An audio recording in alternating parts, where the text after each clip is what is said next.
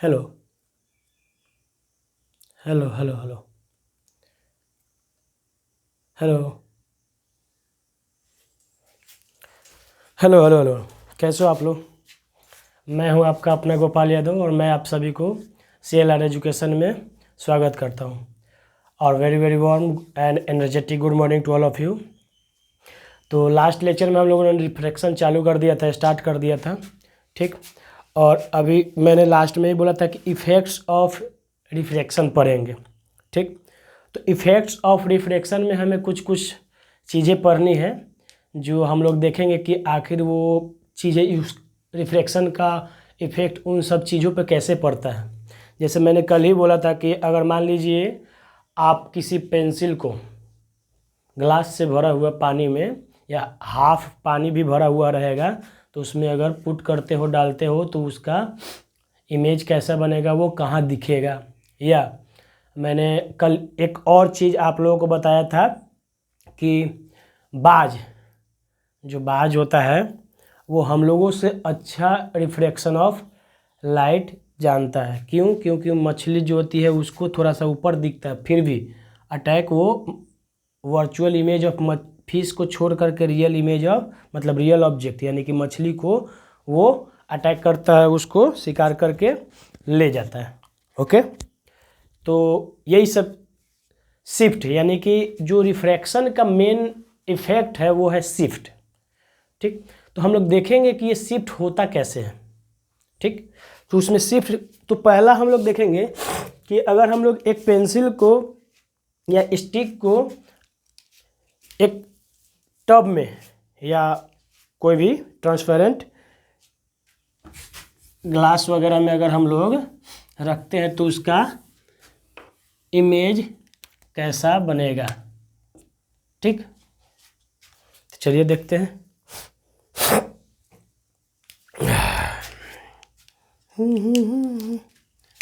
देखिए, मान लीजिए वेन पेंसिल और स्टिक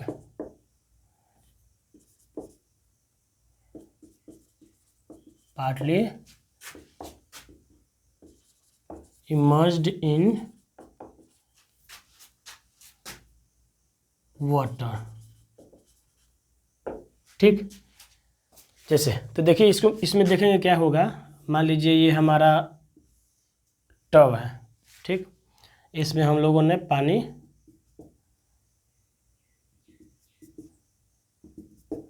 ये भरा हुआ है, ठीक। अब इसमें क्या करेंगे कि एक हम डंडा मतलब स्टिक डाल दो, या भाई तेरे को क्या हो गया, चलने का आलसी हो गया क्या? तो मतलब ब्लू से ही मैं डंडा बनाऊँ? चलिए कोई बात नहीं, अगर ये आलसी है तो इसको छोड़ते हैं। ये डंडा एक बन गया, इसको रिपीट कर दे रहे हैं बहुत बार ताकि आप लोगों को दिखे, ठीक। ओके, अब क्या होगा ना कि यहाँ पे मान लीजिए कि आँख लगा हुआ है, किसी का आँख लगा हुआ है, यानी कि यहाँ से हमें देखना किस पॉइंट को, इस वाले पॉइंट को हमें देखना है। अब देखिए एक चीज़, देखिए यहाँ पे बहुत अच्छा आप लोगों को एक चीज़ दिखेगा कि ये जो जहाँ से हम लोग देख रहे हैं ये रेयरर मीडियम है, और जहाँ पे पेंसिल या स्टिक है ये है डेंसर मीडियम में। क्या है? डेंसर मीडियम में। तो डेंसर मीडियम में है तो डेंसर से रेयरर की तरफ हम लोग जाते हैं तो क्या होता है कि मान लीजिए देखिए ये जो रे ऑफ लाइट है यहाँ गया, ठीक। ओके, यहाँ गया तो ये बेंड अवे फ्रॉम नॉर्मल हो जाएगा, तो ये कुछ ऐसे जाएगा, ठीक। फिर ये भी गया, थोड़ा सीधा जा भाई, हाँ, अरे हट,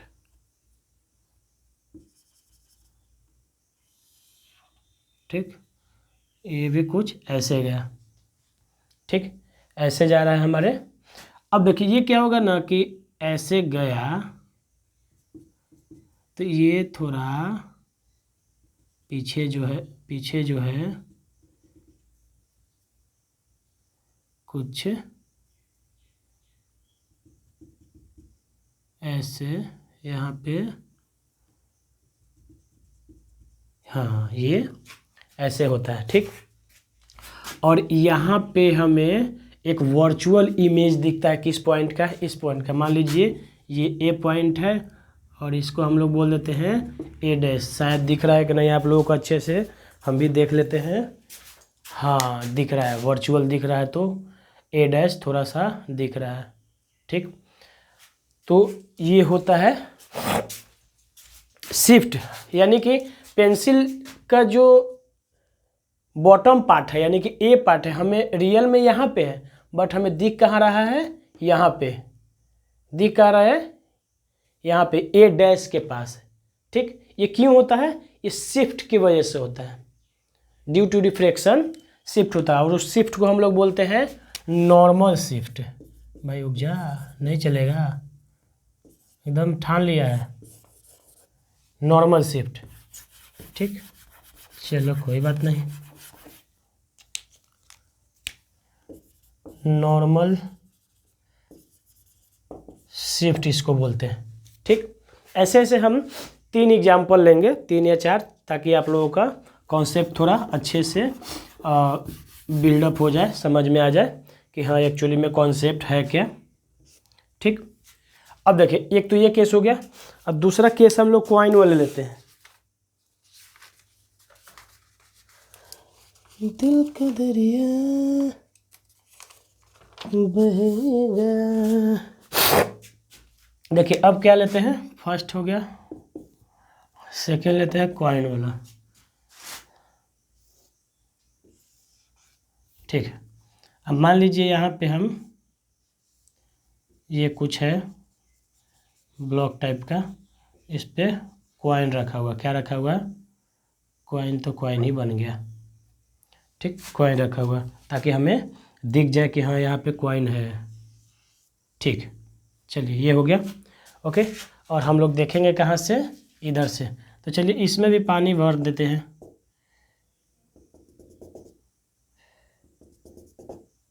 पानी पानी हो गया, ठीक। चलिए अब क्या करना है, यहाँ से गया, यहाँ बेंड हुआ, यहाँ गया और यहाँ बेंड हुआ, और ये क्या है, आँख है बेचारे की, जिससे वो देखेगा या देखेगी।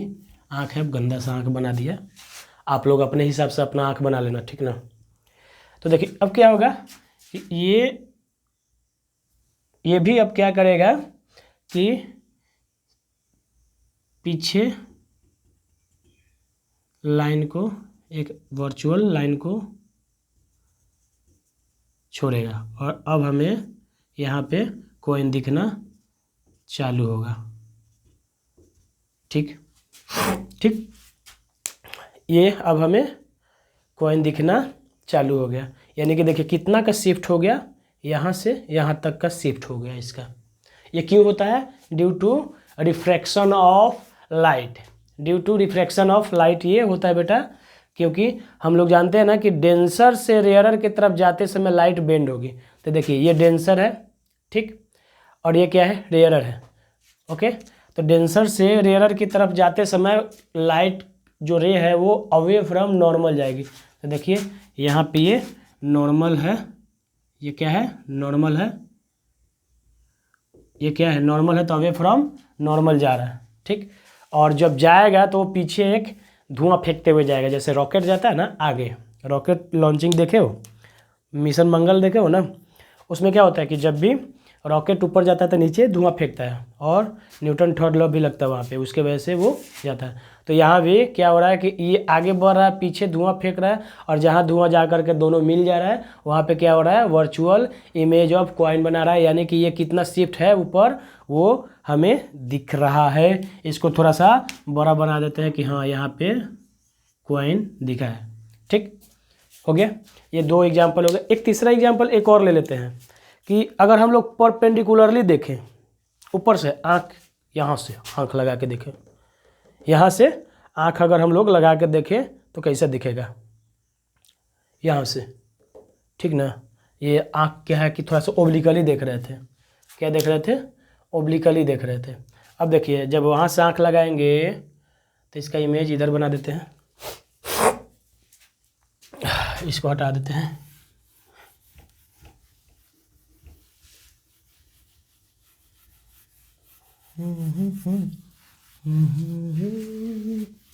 दो केस हो गया, तीसरा केस देखते हैं और उसके बाद एक कंक्लूजन पे आएंगे कि ये होता क्या है। ठीक,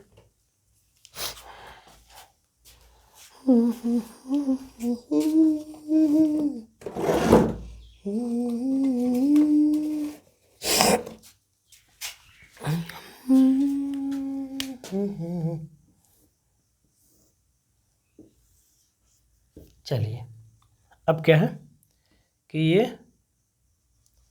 यहाँ पे है, कॉइन है। ठीक, ये यहाँ पे है, तो ये जाए, ये भी पानी बना देते हैं भाई।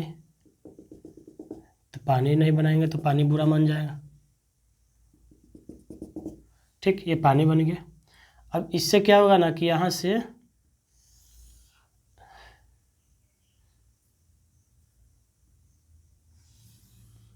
गया और ये थोड़ा सा ऐसे बेंड हो जाएगा हल्का सा।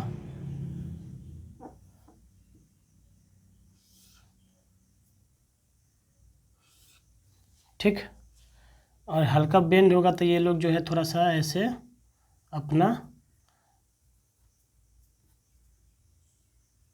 छोड़ेगा धुआं, और ये धुआं आकर के कहाँ मिल रहा है बेटा, यहाँ पे मिल जाएगा। आजा आजा।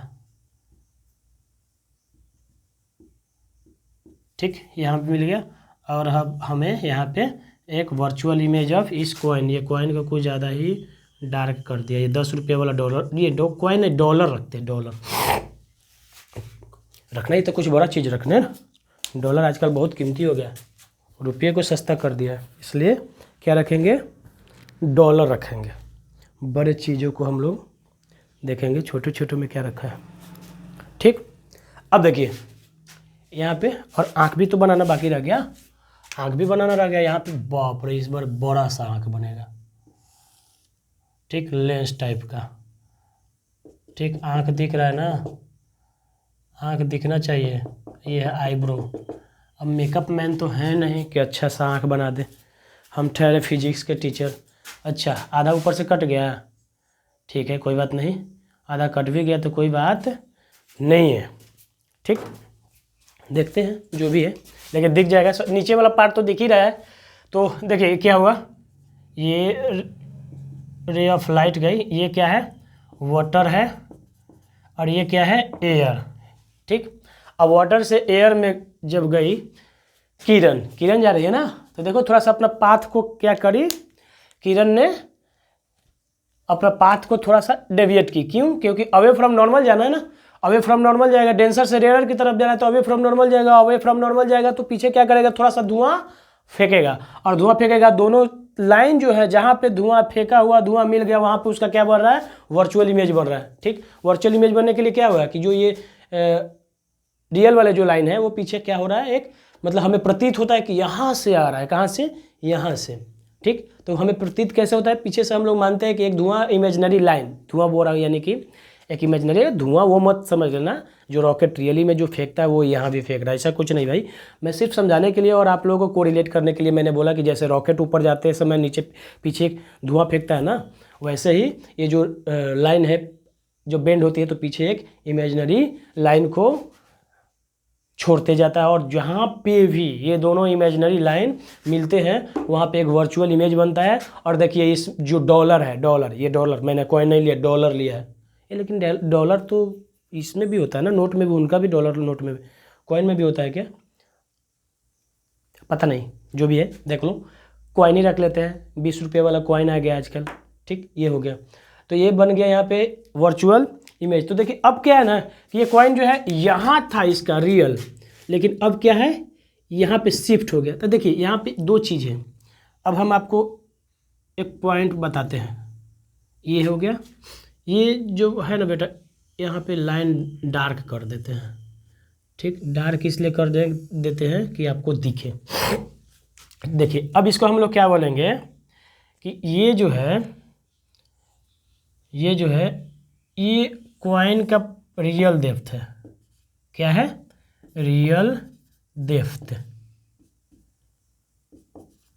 ठीक, कॉइन का, कहाँ से, जब आँख से ऊपर से हम लोग देख रहे हैं तो। और ये क्या हो गया, यहाँ से अब जो दिख रहा है इसको हम लोग बोलेंगे अपैरेंट डेप्थ। क्या बोलेंगे, अपैरेंट डेप्थ, ठीक, क्या बोलेंगे, अपैरेंट डेप्थ दे बोलेंगे, ठीक। अब देखिए, अब वही तो देख रहे थे, कुछ तो छूटा है, डबल पी है, स्पेलिंग वगैरह गलती मैं थोड़ा सा करते रहता हूँ। अपैरेंट डेप्थ, ठीक, ये देखिए, तो कॉइन का रियल डेप्थ कितना है, ये है, मतलब रियल डेप्थ है। और ये जो है अब जो दिख रहा है कितना दिख रहा है ऊपर, यानी कि अपैरेंट डेप्थ, जो ऊपर दिख रहा है ना, तो अपैरेंट डेप्थ, यानी कि इसका जो शिफ्ट हुआ, ये वाला पार्ट ऊपर दिख रहा है इतना, ये वाला पार्ट क्या है, शिफ्ट हुआ, ये वाला, तो इसको हम लोग बोलेंगे नॉर्मल शिफ्ट। क्या बोलेंगे, नॉर्मल शिफ्ट, ठीक, ये बोलेंगे किसको, इसको, ये वाला पार्ट को, ये जो छोटा वाला एरो बना रहे हैं, ठीक, इतना ही शिफ्ट हुआ ना, देखो पहले यहाँ था अब यहाँ दिख रहा है, ठीक, तो ऊपर से सब लोग देखा जाता है, सब चीज़ को जो भी पैरामीटर है ना ऊपर से देखेंगे। तो देखो ये वाला यहाँ से यहाँ का जो फुल जो कॉइन का डिस्टेंस था, यानी कि डेप्थ था, गहराई थी, वो रियल डेप्थ, फिर कितना शिफ्ट हो गया, अब यहाँ से इतना, ये वाला जो पार्ट है यहाँ से यहाँ के बीच वाला, इसको हमने क्या बोला, अपैरेंट डेप्थ बोल दिया। और कितना शिफ्ट हो गया, ये नॉर्मली ऊपर की तरफ, नॉर्मल शिफ्ट है यानी कि ऊपर की तरफ मैंने बोला, ठीक, तो कितना शिफ्ट हुआ उसको क्या बोलेंगे, नॉर्मल शिफ्ट। तो यहाँ से एक फॉर्मूला आ सकता है ना कि normal shift is equal to real depth minus apparent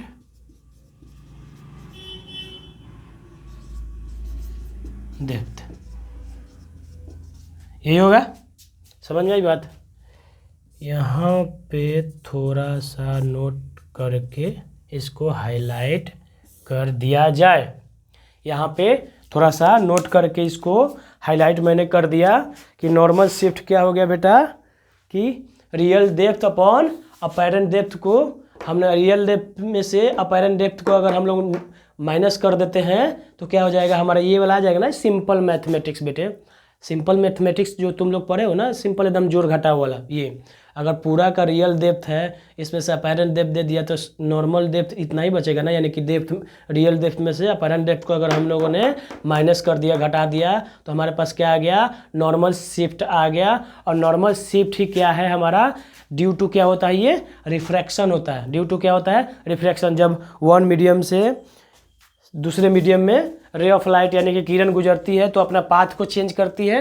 अब पाथ चेंज करते समय पीछे से क्या हुआ, एक इमेजिनरी लाइन होता है, जाकर के पीछे जाकर के वो मिल जाते हैं, और पीछे जहाँ पे मिलते हैं वहाँ पे एक इमेजिनरी इमेज बनाते हैं, और जहाँ पे थोड़ा सा ऊपर हो करके बनाते हैं, देखो ऊपर हो करके बना रहा है, हर एक जो तीनों एग्जाम्पल मैंने लिया तो ऊपर हो करके बना रहा है, देखो यहाँ पे भी ऊपर हो करके बना रहा है, यहाँ पे भी शिफ्ट देखो, अगर यहाँ पे हमें निकालना हुआ इसमें, ठीक, ये तो रियल तो ये हो गया रियल डेप्थ, ठीक। अब ये वाला है, चलो तो ये हो जाएगा हमारा अपैरेंट डेप्थ, ठीक, यानी कि अब इतना शिफ्ट हुआ, क्या हुआ, ये नॉर्मल शिफ्ट है। नॉर्मल शिफ्ट क्या है, ये वाला, ये पार्ट, ठीक, यही होगा ना, देखो यहाँ से वहाँ तक गया, समझ में आ गई बात। तो देखिए इसमें कुछ नहीं है, बस ड्यू टू ये रिफ्रैक्शन का इफेक्ट को हमने बता दिया कि कैसे क्या होता है। और हाँ, इसमें क्या होता है ना कि कुछ सवाल बनते हैं रियल शिफ्ट नॉर्मल शिफ्ट से, जैसे वो बाज वाला जो एग्जाम्पल बताया था ना आप लोगों को, ठीक, बाज वाला जो एग्जाम्पल बताया था उससे सवाल बनते हैं। क्यों, वहाँ पर दे देगा कि मछली है या कोई भी दूसरे जो चीज़ें हैं जो पानी में हमें दिखाई दे रहा है कुछ अलग, ठीक ना, और उसका इमेज बन रहा है ऊपर, ठीक, तो वो कितना, उसका जो शिफ्ट होगा कितना होगा। तो इस टाइप का क्वेश्चन बनते हैं बेटा। ठीक, अब क्वेश्चन है तो बनाएंगे, क्वेश्चन बनाएंगे। इसका एक फॉर्मूला होता है, फॉर्मूले को अप्लाई करके कल एक क्वेश्चन बनाएंगे हम लोग। ठीक, इसका टेंशन ना ले, क्वेश्चन बनेगा हमारा कल।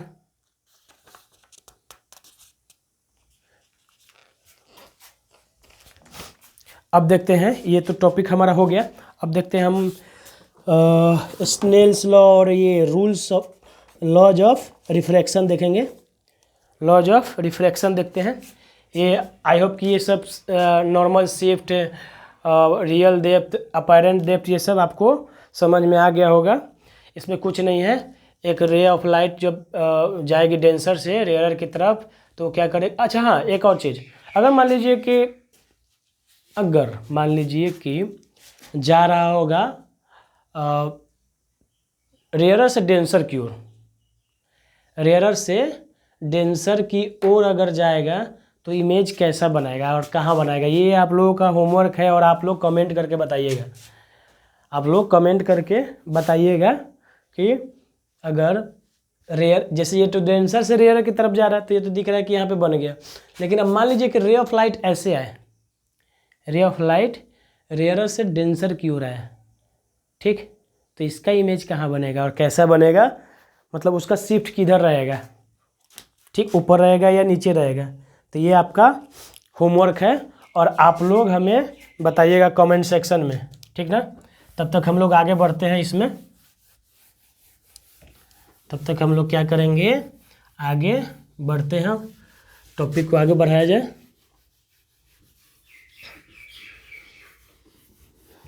राम सिया राम जय।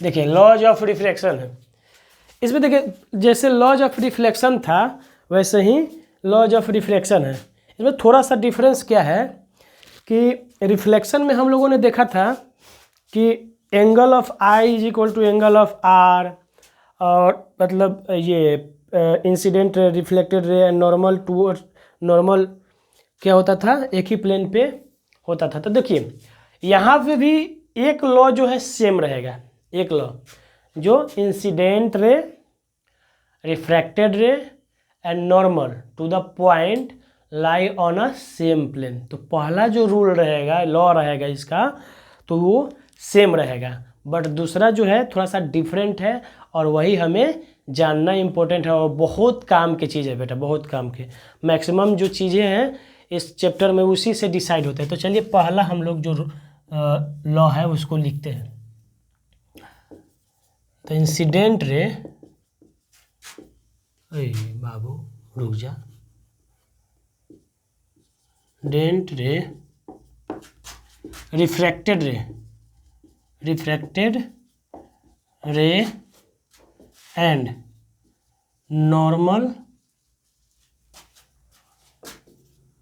To the point of intersection, point of, normal to the point of छोड़ ही दो, ज़्यादा लेंदी करने की कोई ज़रूरत नहीं है। Normal to the point lie on a same plane. ठीक, क्या कर रहा है ये कि मान लीजिए मीडियम है, यहाँ से आया और यहाँ को गया। ठीक, आई आर, ये क्या है, इंसिडेंट रे, ठीक, ये क्या है नॉर्मल, एंड ये क्या है बेटा रिफ्रैक्टेड रे। ठीक, तो ये बोल क्या रहा है कि incident ray, normal and refracted रे जो है एक ही प्लेन पे पाया जाता है। और एक ही प्लेन के बारे में हम लोगों ने रिफ्लेक्शन ऑफ लाइट में पढ़ लिया कि आखिर वो क्या है, वो कैसे हम लोग एक प्लेन के बारे में बताते हैं कि प्लेन आखिर है क्या। ठीक ना, तो रिफ्लेक्शन में बता दिया गया है कि प्लेन वाला कॉन्सेप्ट कि एक प्लेन क्यों बोलते हैं। ठीक, अब इसमें दूसरा एक आता है क्वेश्चन, ये रूल जो है दूसरा रूल है इसमें कि देखिए ये एंगल आई है और ये एंगल आर है, जो कि इंसिडेंट रे एंड नॉर्मल के बीच का जो एंगल है, इंसिडेंट रे एंड नॉर्मल का बीच का जो एंगल है उसको हम लोग क्या बोलते हैं incident angle. And refracted ray and normal के बीच का जो एंगल है उसको हम लोग क्या बोलते हैं रिफ्रैक्टेड एंगल या एंगल ऑफ रिफ्रैक्शन। ठीक, तो यहाँ पे बोलते हैं कि sine of i is equal to sine of r, इसको हम लोग बोल सकते हैं। ठीक, sine of i is equal to sine of r. ठीक, या दूसरे लैंग्वेज में लिखते हैं कि the ratio of sine of i to the sine of r is equal to constant, ये आता है। ठीक, the ratio of sine of i is equal to i to the sine of r, जैसे कि देखिए क्या बोलेगा ये सेकेंड वाला, पहले इसका वर्ड में लिख देते हैं। The ratio of sine of angle i to the sine of angle r is equal to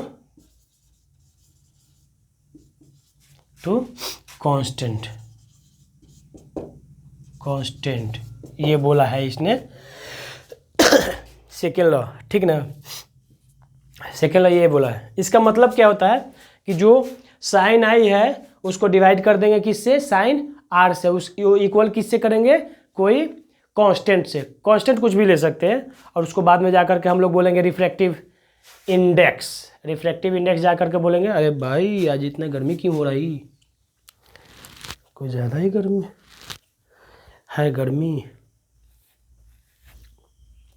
चलिए, तो ये जो लाइन है the ratio of sine of angle i to the ratio of to the sine of r equal to constant, तो इसको हम लोग क्या लिखेंगे sine i by sine are equal to constant करना है, यानी कि कांस्टेंट कुछ लिख देते हैं हम। मैंने इसको लिखा म्यू, मैंने क्या लिखा म्यू, आप लोग कुछ एन वगैरह भी लिख सकते हो।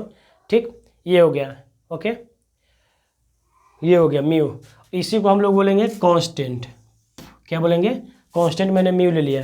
तो अब इसको अगर हमें ये करना हुआ तो हम लोग यहाँ से ये भी बोल सकते हैं कि sine i is equal to mu sine r, mu sine r भी बोल सकते हैं, क्रॉस मल्टीप्लिकेशन। ठीक, ये हो जाएगा। ओके, तो हमारा जो सेकेंड लॉ है ये था। ठीक, सेकेंड लॉ हमारा ये था। ओके, अब उसी को हमने थोड़ा सा क्रॉस मल्टीप्लिकेशन कर दिया। ठीक, अब यहाँ पे एक और लाइन होता है कि sine i is equal to sine r, sine i is equal to sine r. अब उसमें दूसरा जो पॉइंट होता है उसको हम लोग देख लेते हैं कि sine i is equal to sine r, और उसको मल्टीप्लाई कर देते हैं 1 से। ठीक, क्या कर दे 1 से हम लोग मल्टीप्लाई कर देते हैं। अब ये साइन आर आ जाएगा नीचे, यानी कि sine I upon sine are equal to 1। ठीक है, 1 क्या है हमारा कांस्टेंट है, तो इसको कांस्टेंट बोल देते हैं। आप इस तरीके से भी इसको समझ सकते हो, ठीक, इसको इस तरीके से भी समझ सकते हो। लेकिन हाँ, यहाँ पे जो आया sine I by sine are equal to constant, तो ये फिर मल्टीप्लाई करके हमने किया sine i is equal to mu sine r, इसी को हम लोग बोलेंगे स्नेल्स लॉ। क्या बोलेंगे? स्नेल्स लॉ, स्नेल्स लॉ, ठीक। Sine I equal to mu sine are, यानी कि कांस्टेंट को मल्टीप्लाई कर दिया, यानी कि आप ये वाला भी लाइन को भी बोल सकते हो स्नेल्स लॉ, इसको भी बोल सकते हो, कांस्टेंट से मल्टीप्लाई कर दिए तो, ठीक। आई होप कि ये वाला कॉन्सेप्ट स्नेल्स लॉ का आपको समझ में आया होगा। अब देखिए इसमें क्या होता है ना कि ये तो हो गया लॉज ऑफ रिफ्रैक्शन का, कि incident ray, refracted ray and normal to the point क्या होता है, सेम प्लेन पर पाया जाता है। दूसरा क्या है, the ratio of sine of i to the ratio of sine of r equal to क्या होता है, कांस्टेंट। हमने क्या किया, sine I upon sine are equal to constant कर दिया। अब कांस्टेंट हो गया तो इसको क्रॉस मल्टीप्लाई करेंगे तो साइन आई इक्वल टू क्या हो जाएगा, mu sine r. Mu sine r को हम लोग क्या बोलेंगे, स्नेल्स लॉ, जो कि एग्जाम में पूछते हैं 10th वगैरह के बोर्ड में कि डिफाइन या एक्सप्लेन स्नेल्स लॉ, डिफाइन या एक्सप्लेन स्नेल्स लॉ, ये क्वेश्चन में पूछता है भाई। तो इसलिए आप लोग क्या करना, इसको समझ लेना और याद करके रखना, ताकि जब क्वेश्चन में आए तो उसको अच्छे से बता दिया जाए, ठीक। अब sine I equal to sine r मैंने क्या कर दिया, मल्टीप्लाई कर दिया। यहाँ भी लिखता है डेफिनेशन में अभी आता है, आपका बुक में बहुत सारा दिख जाएगा कि sine i is equal to sine r, second जो लॉ है, रेशियो ऑफ, ये जो लिखा है सेकेंड लॉ, तो इसमें क्या हो जाएगा, sine I equal to sine r into multiply कर दिया 1 से, किससे, 1 तो रहेगा ही भाई, 1 क्या रहेगा बेटा, 1 तो रहेगा ही, 1 को तो कहीं भी फिक्स कर दो, ये बेचारा कहीं भी खड़ा हो जाता है, ठीक। अब 1 रहेगा, अब डिवाइड कर देंगे तो 1 इधर बच गया, 1 क्या है, कांस्टेंट है, उसकी जगह पे हम लोगों ने क्या कर दिया, कांस्टेंट लिख दिया, ठीक। तो ये हमारा लॉज ऑफ रिफ्रैक्शन का सेकेंड लॉ था, ठीक। अब इसके बाद हम लोग पढ़ेंगे रिफ्रैक्टिव इंडेक्स। रिफ्रैक्टिव इंडेक्स बहुत ही इंपॉर्टेंट टॉपिक है, और ये और कहीं से नहीं है, यही है, ये जो है ना आप देख रहे हैं sine I by sine are equal to mu, इसी को हम लोग बोलते हैं रिफ्रैक्टिव इंडेक्स, इसी को हम लोग क्या बोलेंगे, रिफ्रैक्टिव इंडेक्स, ठीक। अब रिफ्रैक्टिव इंडेक्स को देखने के लिए हमें 2 पॉइंट हम लेंगे, एक तो एंगल से देखेंगे रिफ्रैक्टिव इंडेक्स, एक तो एंगल के रूप में देखेंगे, और दूसरा speed of light in one medium और दूसरा मीडियम के अकॉर्डिंग भी देखेंगे। समझ में आई बात। रिफ्रैक्टिव इंडेक्स को 2 तरह से देखेंगे, एक तो angles, sine I by sine are equal to mu आ गया, यही रिफ्रैक्टिव इंडेक्स है, यही हमारे रिफ्रैक्टिव इंडेक्स है एंगल के बीच से। लेकिन जब बात आती है स्पीड ऑफ लाइट की, स्पीड ऑफ लाइट की, अब अलग अलग मीडियम है, यानी कि एक मीडियम से दूसरे मीडियम में जा रहा है, यानी कि मीडियम में वेरिएशन है, मीडियम में वेरिएशन है, यानी कि उसका डेंसिटी में वेरिएशन है, और डेंसिटी में बेटा जब वेरिएशन होगा तो स्पीड ऑफ लाइट जो होगा वो 2 जो अलग अलग जो डेंसिटी वाले मीडियम है उसमें भी वेरी करेगा, ठीक। तो उसके वजह से जो आएगा एक कांस्टेंट, उसी को बोलेंगे हम लोग, क्या बोलेंगे, रिफ्रैक्टिव इंडेक्स। तो चलिए देखते हैं रिफ्रैक्टिव इंडेक्स को।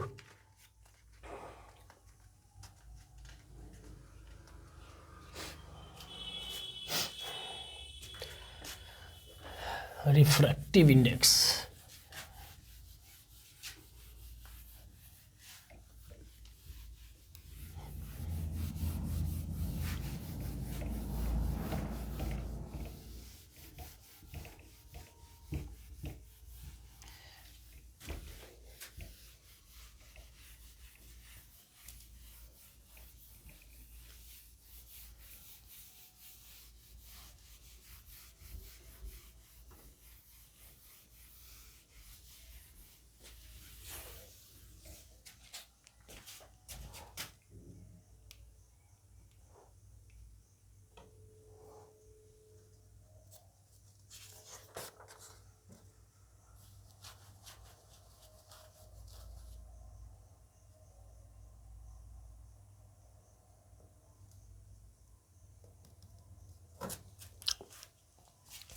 चलिए देखते हैं refractive index.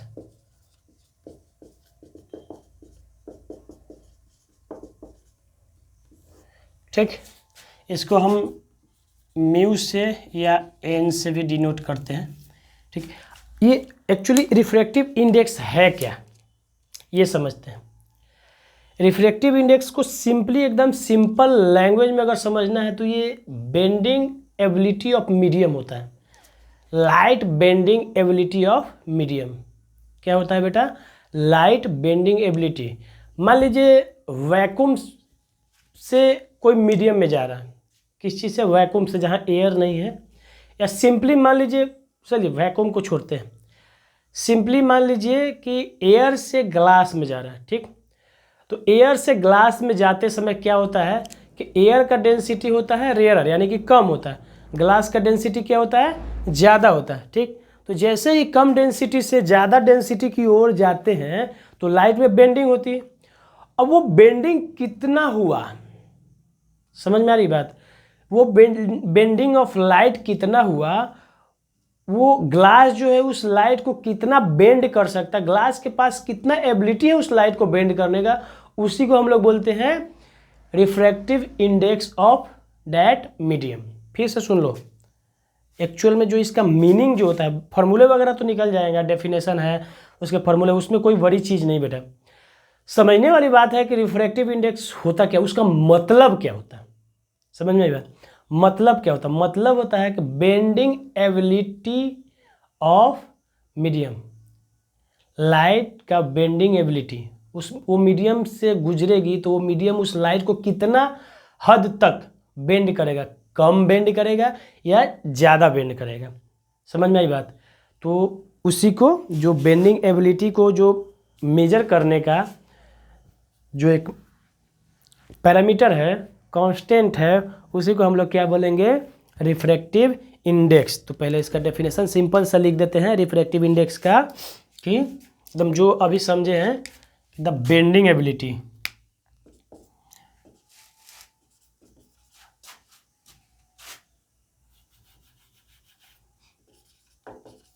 Light bending ability of a medium, मतलब जिस मीडियम से जाएगी वो मीडियम कितना इसको बेंड कर रहा है, उसी को हम लोग बोलेंगे क्या, कि उसी को हम लोग क्या बोलेंगे? Refractive index. लेकिन अब आते हैं हम लोग दूसरे डेफिनेशन पे। तो इसका डेफिनेशन दो टाइप के हम लोग लिखेंगे। पहला, on the basis of angle, मतलब आई एंड आर के फॉर्म में। ठीक, और दूसरा on the basis of speed of light, speed of light in mediums. क्या लिखेंगे? मीडियम्स। ठीक, ये लिखेंगे। चलिए पहला लिखते हैं रिफ्रैक्टिव इंडेक्स।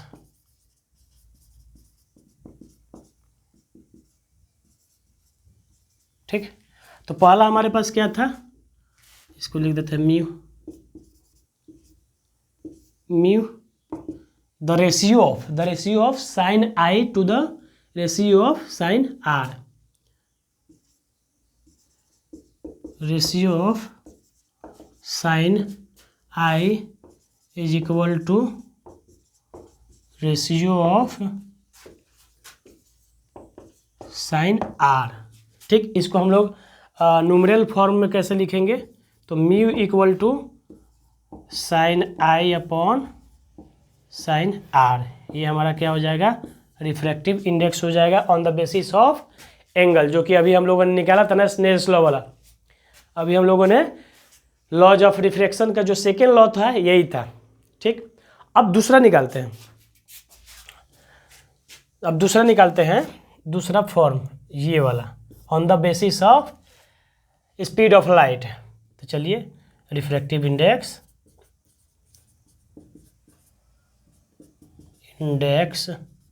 यानी कि म्यू हुई क्या होगा?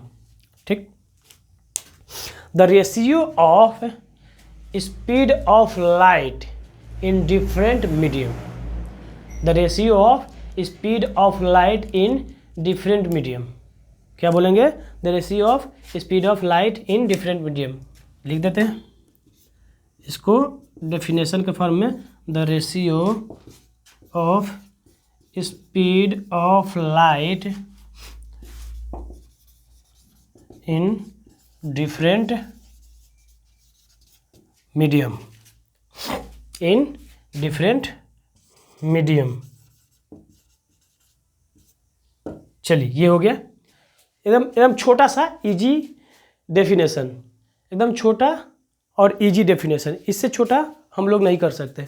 कोई भी मीडियम में अगर जा रहा है तो उस मीडियम के जो रेशियो होगा स्पीड ऑफ लाइट का एक मीडियम से दूसरे मीडियम में, तो उसको हम लोग बोलेंगे क्या कि ये रिफ्रैक्टिव इंडेक्स है. इसको न्यूमरल फॉर्म में हम क्या कैसे लिखेंगे बेटा? Mu is equal to speed of light, speed of light in medium one, M1 लिखा है, यानी कि medium one, and speed of light in M2 यानी कि मीडियम 2. कोई भी होगा मीडियम. मान लीजिए एक मीडियम एयर है, दूसरा आपका ग्लास है, या वाटर है और दूसरा क्या है? ग्लास है. ठीक, तो speed of light in medium 1 to the speed of light in medium 2. तो ये क्या हो गया? दूसरा हम लोग ऑन द बेसिस ऑफ क्या है? स्पीड ऑफ लाइट है. Okay, on the basis of speed of light. तो रिफ्रैक्टिव इंडेक्स का हमारे पास दो डेफिनेशन आ गए बेटा, दो डेफिनेशन आ गए. आप दोनों में से कोई भी लिख सकते हो, आप दोनों में से कुछ भी. ये एक हो गया angle, on the basis of angle आ गया sine I upon sine are, यानी कि the ratio of sine I equal to ratio sine I equal to ratio of sine are, ratio of sine I equal to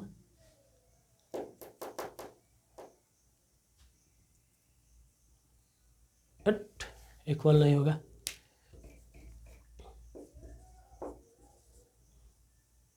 हाँ, ratio of sine I to the ratio of sine are, ये हो गया. और mu equal to हम लोगों ने क्या लिख दिया कि साइन आई अपॉन साइन आर. फिर रिफ्रैक्टिव इंडेक्स को on the basis of speed लिखा क्या? The ratio of speed of light in different medium. ठीक, यानी कि speed of light in medium 1 upon speed of light in medium 2.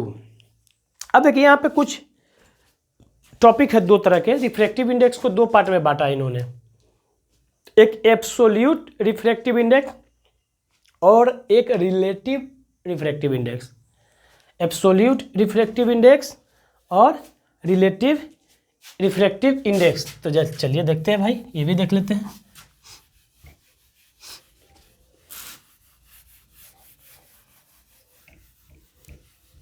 Absolute refractive index and relative refractive index.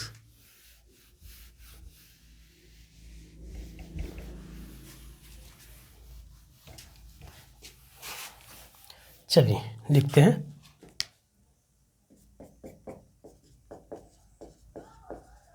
Absolute refractive index, इसको देखते हैं ये क्या है. देखिए एब्सोल्यूट रिफ्रैक्टिव इंडेक्स को बोलते हैं कि अगर ध्यान से सुनिएगा, अगर लाइट वैक्यूम से किसी मीडियम में जा रहा है, कहाँ से? वैक्यूम से. वैक्यूम मतलब जहाँ पे एयर ना हो. ठीक, वैक्यूम से किसी मीडियम में जा रहा है, या इसको ये भी बोलते एयर. देखो क्या होता है ना कि फिजिक्स में मैक्सिमम जगह पे 10th में, आप लोगों के लिए मैं बता रहा था, 10th में वैक्यूम और एयर में स्पीड ऑफ लाइट को सेम माना गया. वैक्यूम और एयर में दोनों में स्पीड ऑफ लाइट को सेम माना गया. 3 × 10⁸ मीटर पर सेकेंड जो है वो वैक्यूम में भी बोला जाता है और एयर में भी बोला जाता है. तो स्पीड ऑफ लाइट को बोल दो कि वैक्यूम में या एयर में, तो वो दोनों को सेम माना गया. तो यहाँ पे डेफिनेशन में भी हम लोग लिखेंगे कि अगर रे ऑफ लाइट वैक्यूम से या एयर से किसी मीडियम में जा रही है, ठीक, तो दोनों मीडियम का जो रेशियो होगा उसको बोलेंगे क्या? Absolute refractive index. क्या बोलेंगे बेटा? Absolute refractive index. जैसे कि चलिए डेफिनेशन देखते हैं। The ratio of speed of light in vacuum और एयर टू another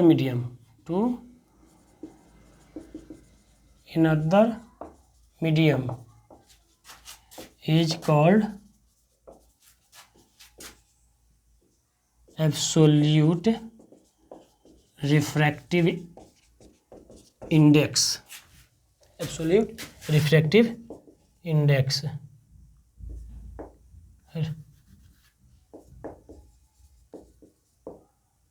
ठीक, ये हो गया। तो इसको हम लोग बोल सकते हैं म्यू ए बोल देते हैं सिंपली। क्या बोलेंगे? म्यू ए, यानी कि एब्सोल्यूट रिफ्रैक्टिव इंडेक्स। समझ में आई क्या बात? कि अगर मान लीजिए जैसे कि ये है, इसके ऊपर वैक्यूम है, इसके ऊपर वैक्यूम है या एयर है, ठीक, और ये क्या है? ये ग्लास है। ये क्या है? ये ग्लास है, ये ग्लास है। तो स्पीड अब यहाँ पे हमें ये मीडियम एयर 1 और मीडियम 2 मान लिया। यहाँ पे अगर हमें फाइंड आउट करना होगा एब्सोल्यूट रिफ्रैक्टिव इंडेक्स, तो हम लोग क्या करेंगे? Speed of light in vacuum upon speed of light in glass करेंगे, ठीक, speed of light in vacuum upon speed of light in glass करेंगे, तो हमारा क्या निकल जाएगा? एब्सोल्यूट रिफ्रैक्टिव इंडेक्स निकल जाएगा। ओके, अब देखिए दूसरा देखते हैं, relative refractive index. Relative refractive index, देखो बेटा नाम से ही पता चल रहा है रिलेटिव रिफ्रैक्टिव इंडेक्स को। अगर आप नाम देखें, रिलेटिव मतलब दो मीडियम के बीच की बात हो रही है, दो कोई सा भी मीडियम होगा और उसकी बीच की बात हो रही है, उसको हम लोग क्या बोलेंगे? Relative refractive index. तो चलिए देख लेते हैं दूसरा, रिलेटिव रिफ्रैक्टिव इंडेक्स, ठीक, इसको हम लोग बोलते हैं म्यू आर। ये होता है the ratio of speed of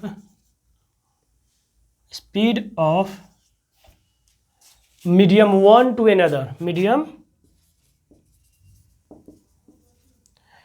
1 to another, ठीक, अनदर। यहाँ पे मीडियम 1 जो है ना, एयर या वैक्यूम नहीं लेंगे बेटा, यहाँ पे एयर और वैक्यूम नहीं लेंगे, ये कोई अदर मीडियम है। जैसे मान लीजिए ग्लास और वाटर, अनदर, ठीक। ये हो गया the ratio of speed of light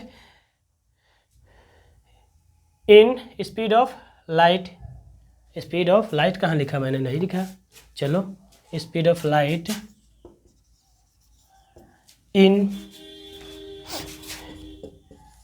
medium 1 to another is called relative refractive index। क्या बोलेंगे बेटा? रिलेटिव रिफ्रैक्टिव इंडेक्स, ठीक, समझ में आई बात? अब जैसे देखिए म्यू आर निकाल लेते हैं, स्पीड ऑफ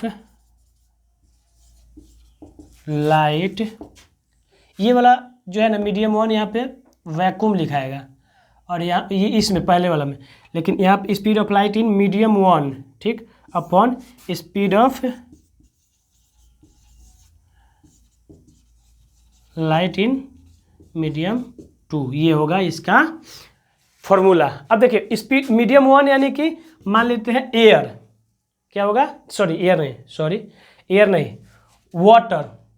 चलो यहाँ पे मान लेते हैं speed of light in water to the speed of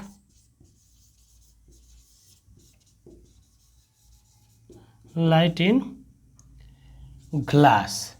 देखिए यहाँ पे दो डिफरेंट मीडियम है ना, वाटर एंड ग्लास। यहाँ पे क्या था, वैक्यूम और एयर दोनों को सेम मानते हैं। आप एयर बोलिए या वैक्यूम बोलिए, यानी कि हम लोग पढ़े हैं ना कि C इज इक्वल टू कितना होता है 3 × 10⁸ मीटर पर सेकेंड। ये जो है ना, ये स्पीड ऑफ लाइट कहाँ है बेटा, एयर और वैक्यूम में माना जाता है। ठीक, एयर और वैक्यूम में माना जाता है। जब एयर और वैक्यूम अपॉन कोई दूसरा मीडियम रहेगा, ग्लास या वाटर, तो क्या हो जाएगा, एब्सोल्यूट रिफ्रैक्टिव इंडेक्स। और जो डिफरेंट मीडियम जो रियली में, जैसे वाटर और ग्लास को ले लेंगे, ठीक, या कोई दूसरा लिक्विड और ग्लास का ले लेंगे, तो ये जो मीडियम की जो स्पीड ऑफ लाइट, जो स्पीड ऑफ लाइट इन जो दूसरे डिफरेंट मीडियम का ले रहे हैं ना, तो उसका हम लोग बोलेंगे रिलेटिव रिफ्रैक्टिव इंडेक्स। क्या बोलेंगे बेटा, रिलेटिव रिफ्रैक्टिव इंडेक्स। और ये हमारे पास फॉर्मूले हैं, तो इसको आप लोग अच्छे से देख लीजिए, समझ लीजिए। समझ तो गए ही हैं, मुझे पता है कि बहुत इजी समझ गए, बस इसको थोड़ा सा लिख लीजिए और लर्न कर लीजिए। और बाकी हम लोग आगे अच्छे से इस पे का दो चार न्यूमेरिकल करेंगे अगला लेक्चर में। उसके बाद लेंस हम लोग स्टार्ट करेंगे और रिफ्रैक्टिव इंडेक्स में और रिफ्रैक्शन में और आगे बढ़ते चले जाएंगे, और जल्दी से जल्दी इसको कंप्लीट करेंगे। और आगे जो बाकी है हमारा मैग्नेटिक इफेक्ट ऑफ करेंट और कुछ लेक्चर बाकी है, तो आगे करेंगे। ठीक, तो बाकी सब आप लोग अच्छे से समझ ही गए होंगे। तो आज के लिए धन्यवाद। और सुबह सुबह का लेक्चर है, तो एनर्जेटिक रहिए आप भी, मैं तो हूँ ही, पसीने बह रहे हैं सुबह सुबह तो कोई बात नहीं, चलिए, ये तो होते रहता है, काम करेंगे तो भी ऐसी बात है, पसीना बहेगा ही। आप लोग अच्छे से पढ़ो, पसीने का कीमत चुकाओ, आपकी सफलता ही हमारी सफलता है। तो ठीक है, बाकी मिलते हैं अगले लेक्चर में, तब तक के लिए धन्यवाद।